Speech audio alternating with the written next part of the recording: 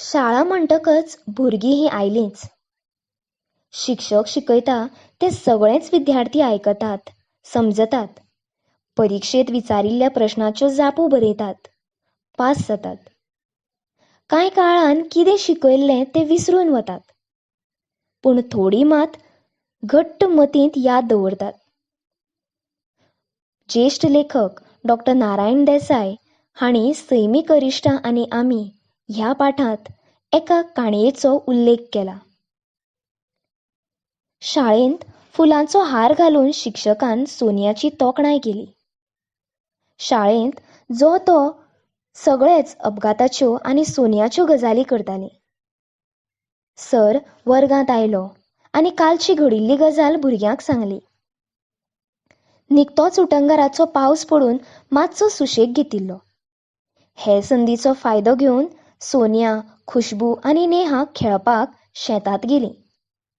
शेता लागसारच न्हंय आशिल्ली. मुखार रेल्वेचो मार्ग आनी त्या मार्गाक तेकून व्हडलो दोंगर. सगळो भोंवतणचो वाठार पाचवोचार दिसतालो. तीं खेळपाक लागलीं. इतल्यांत दोंगराचें एक पेसण घो करून सकयल देंवलें. भुरग्यांनी एकूच आकांत केलो.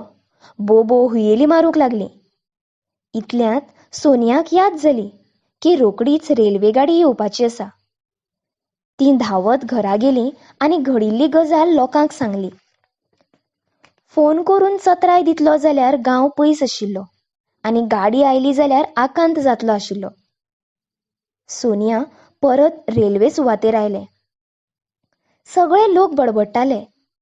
सोनियाच्या तकलेंत विचार आयलो. ताका याद जाली, तांबडो बावटो दाखयल्यार गाडी थांबता. ताणें बेगीबेगीन खुशबूच्या कमराक आशिल्लो तांबडो दुपट्टो घेतलो आनी रेल्वे रुळाचेर धांवत सुटलें.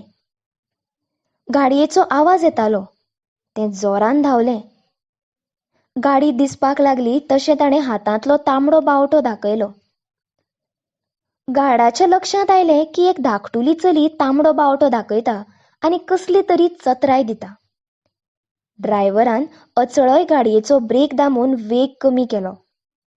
मुखार लोकांची गर्दी पळोवन गाडी थांबली आनी मातशी मुखार गाडी पाविल्ली जाल्यार अनर्थ घडटलो आशिल्लो. तो फक्त सोनियाच्या समय सुचकतायेन आनी जागृतायेक लागून टळिल्लो. भुरग्यानो, सैमीक अरिश्टां आमी टाळूंक शकनात. पूण त्या वेळार मातशी सादूरताय बाळगीत जाल्यार जिवीतहानी टाळूं येता. महत्वाचे फोन नंबर जशे ॲम्ब्युलन्स 108, उजो पालोवपी दळ 101, पुलीस 100 हे आमी मतींत दवरपाक जाय. सैमीक अरिश्टां पासून पिडीत मनशाक आमी खाण जेवण, मुळाव्यो भलायकेच्यो सुविधा, उदकाची पुरवण पावोवपाचो यत्न करपाक जाय.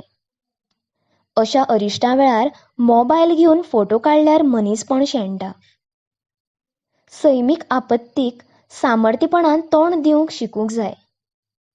साबार शैक्षणीक आनी हेर संस्था जशे स्काउट्स आनी guides, NSS, NCC, JRC, YRC, बायलांचे आप वावुरपी पंगड, तरणाटे आपले परीन उबंद पडिल्ल्यांक आदार दितात. सैमीक आपत्ती टाळपाक आमी सैमाचे नेम समजून घेवपाक जाय. सैमीक अरिश्टांची म्हायती लोकां मेरेन पावोवपाक जाय.